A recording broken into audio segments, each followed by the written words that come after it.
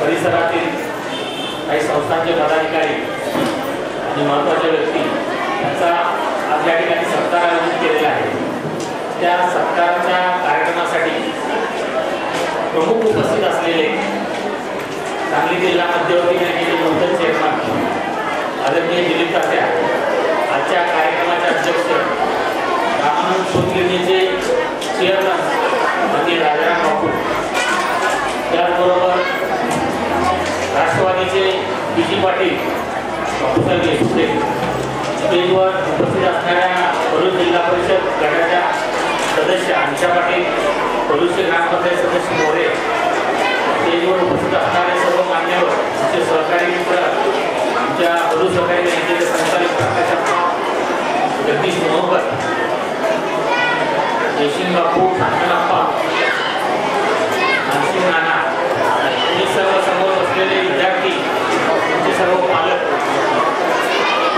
या निमित्तानं मी एवढंच सांगू शकतो की मला एवढं बोलावंसं वाटतंय की तुम्ही जे गुणवंत विद्यार्थ्यांनी जे त्यांचा सत्कार झाला त्या गुणवंत विद्यार्थ्यांचं मी माझ्या वतीनं पुन्हा एकदा अभिनंदन करतो।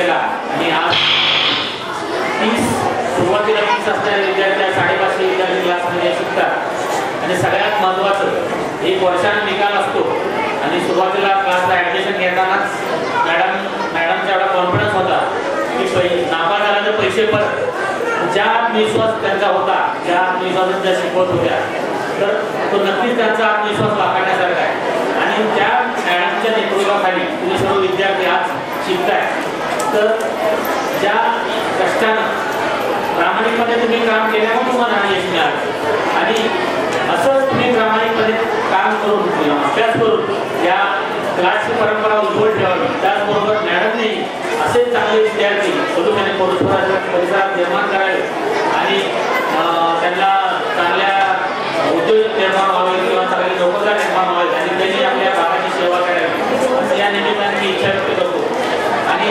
विद्यार्थी आणि मॅडम किंवा क्लासचे जे शिक्षक आहेत त्यांना मी शुभेच्छा देतो हा एक क्लासच्या निमित्तानं काम करा दुसरा महत्त्वाचा भाग आम्हाला या ठिकाणी चेअरमन झाल्याबद्दल सत्कार केला तर ज्या सभासदांनी आमच्यावर विश्वास ठेवून आम्हाला चेअरमन केलं किंवा आमच्याबरोबर प्रकाश अप्पा होते आता जगदीश मोहकर आहेत त्यांच्या विश्वासात पात्र राहून प्रामाणिकपणे आम्ही तिथं काम केल्यामुळे बँक वाढली आणि सभासदांचा फायदा झाला आणि त्यामुळे आमचा सत्कार झाला साधारण आमचे वडील वसंतराव फुले नेहमी सांगतात की तुम्ही ज्या ठिकाणी काम करता तिथं प्रामाणिकपणे काम करा हेच तुमच्या पाठीमागे नाहीतर मधल्या काळात तुम्हाला माहिती आहे की बऱ्याच संस्था निघाल्या अगदी 10-12 शाखा जिल्हाभर शाखांवर सगळ्या बंद पडल्या पण असं न होता किंवा असं होऊ नये अशा पद्धतीनं आम्ही चांगल्या पद्धतीनं कामकाज केले म्हणून आम्ही यशस्वी झालो आणि आमचा सत्कार या ठिकाणी झाला या निमित्तानं जास्त काही न होता ज्या विद्यार्थी गुणवत्ता विद्यार्थी आहेत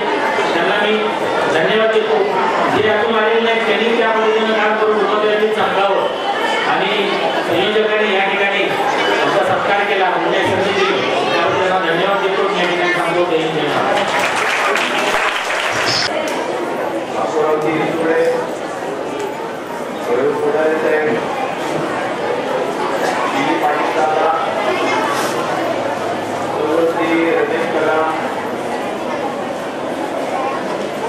परिषद सदस्य निशा पाटील बाबूराव अंधारे साहेब पत्रकार बंधू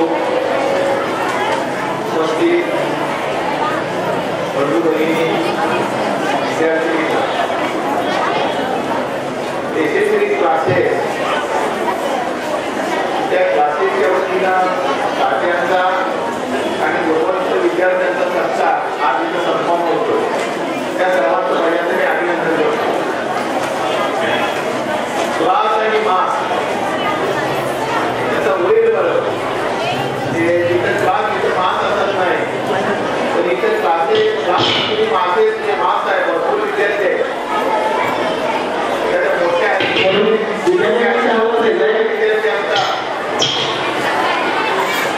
जवळजवळ जेवढे विद्यार्थी इथं उपस्थित आहेत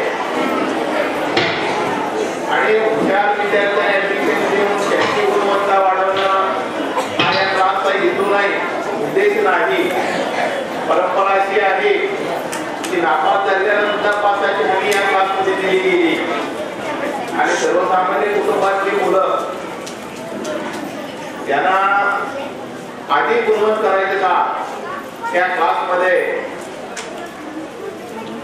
कदम मॅडमनी केलंय कदम मॅडम त्यांचे सहकारी आम्ही इथं त्यांचे क्लासची इमारत पाहिली क्लासरूम्स पाहिले एखाद्या मोठ्या इंग्लिश मीडियमच्या जिथे पैसेवाली मुलं जातात अशा शाळेत जसे क्लास असतात क्लासरूम्स असतात तसे क्लासरूम्स आम्ही बघितले वॉलपेपर्स पाहिजे एवढी ऍडव्हान्स टेक्नॉलॉजी ऍडव्हान्स क्लासरूम आणि सर्वसामान्य कुटुंबातली मुलं आणि त्यांची गुणवत्ता वाढवायचं काम केलेलं आहे त्यांना त्यांच्या सहकार्याला धन्यवाद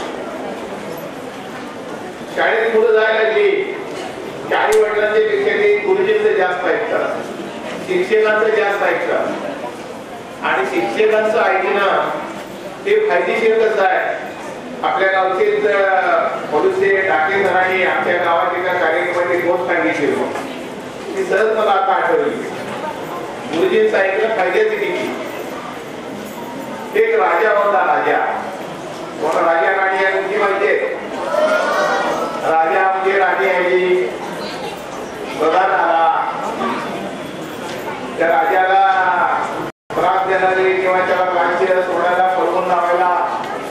एखादा विलन सुद्धा असतो, खलनायक असतो. एक राजा अगदी सुस्वभावी, गरीब स्वभावाचा आणि गुरुजींच्यावर अत्यंत विश्वास ठेवणारा. गुरुजी सांगितले ते ऐकायचा. आणि राजाला काही भीती वाटायला लागली. गुरुजी मला नक्की भीती वाटते, कुठला तो प्रसन्न माझ्यावर ओढवणार आहे, मी काय करू. गुरुजीने सांगितलं काही चिंता करायची नाही, मी सांगतो तेवढा मंत्र म्हणायचा. कुठला मंत्र दिला? घस घस आवर लागावं पाणी, घस घस आवर लागावं पाणी, तेरे मन की बात मैंने जानी, तेरे मन की बात मैंने जानी. त्या दरम्यान काय चाललं होतं? प्रधानाच्या मनात कपट आलं होतं आणि प्रधानानं राजाचा खून करायचा, राजाला मारायचं, गाडी बळकायचं कारस्थान रचलं होतं. आणि त्यामध्ये राजाची दररोज दाढी करायला येणारा जो न्हावी होता त्याला सामील करून घेतलं. ते सकाळ झाली, न्हावी दाढी करायला आला, राजा समोर बसलाय आणि राजाला त्या गुरुजींची गुरुजीने जो मंत्र दिला होता घस घस, राजाला सतत बसता मंत्र म्हणायचं घस घस. न्हावी आलाय पुन्हा राजा म्हणते घस घस. त्यांना आपण ते सुरू केलेलं होतं, धार लावायचं काम सुरू केलं होतं.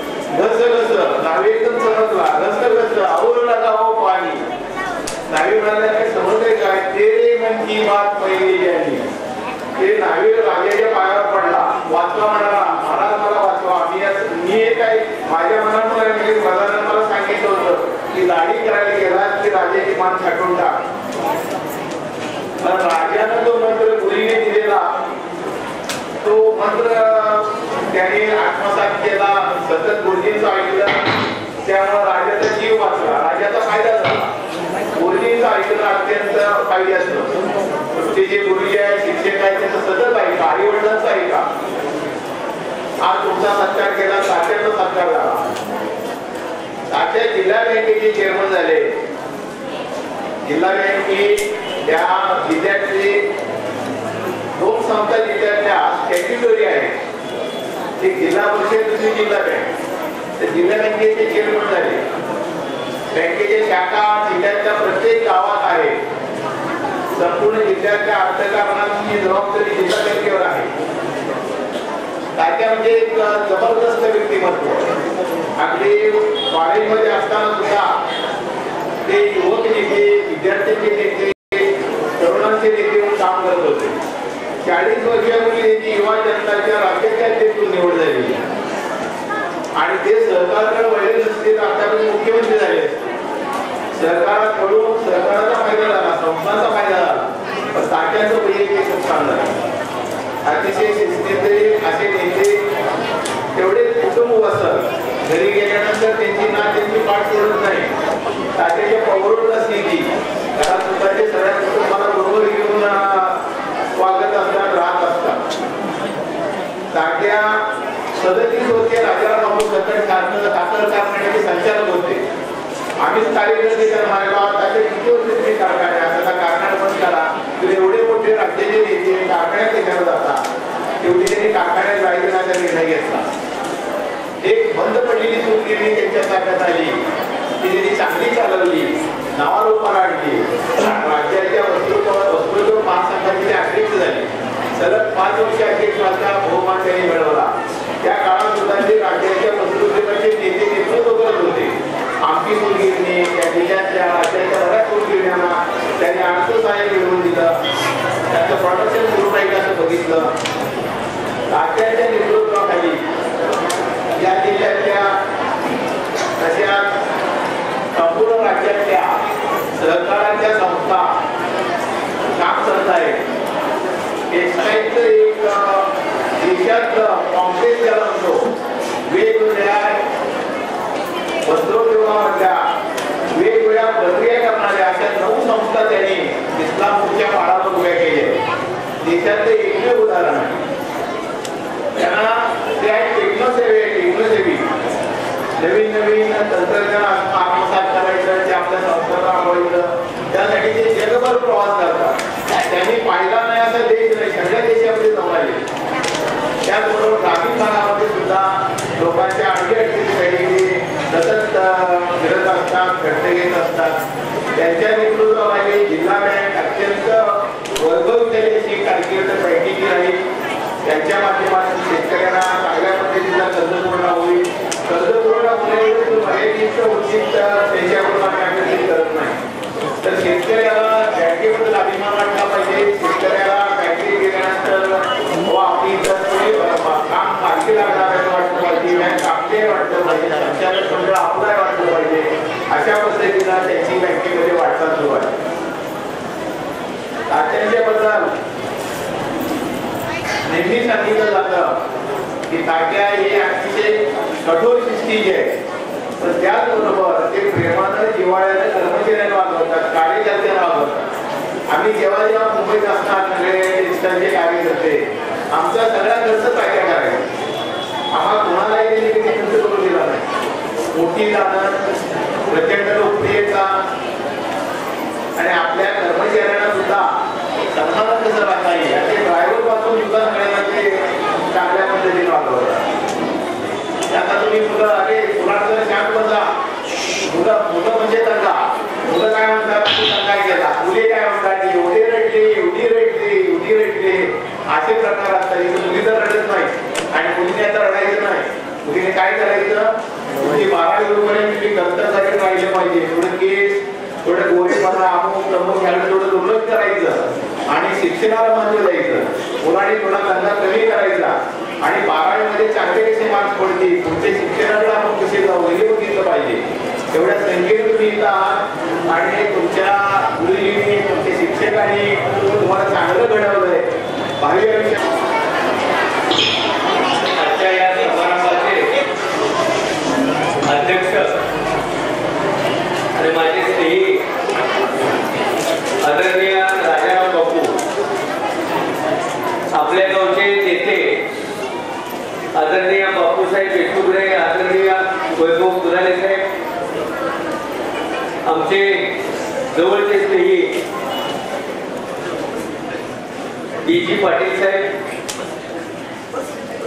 जिल्हा परिषदेच्या सदस्य, इथे उपस्थित असणारे विविध संस्थांचे पदाधिकारी आणि ज्यांनी मला आमंत्रित केलं ते माझे नातेवाईक रमेश कदम आणि त्यांच्या पत्नी कदम मॅडम, विद्यार्थी मित्रांनो, आज या ठिकाणी यशस्वी क्लासेसच्या वतीनं आम्हा सर्वांचा सत्कार घेतला.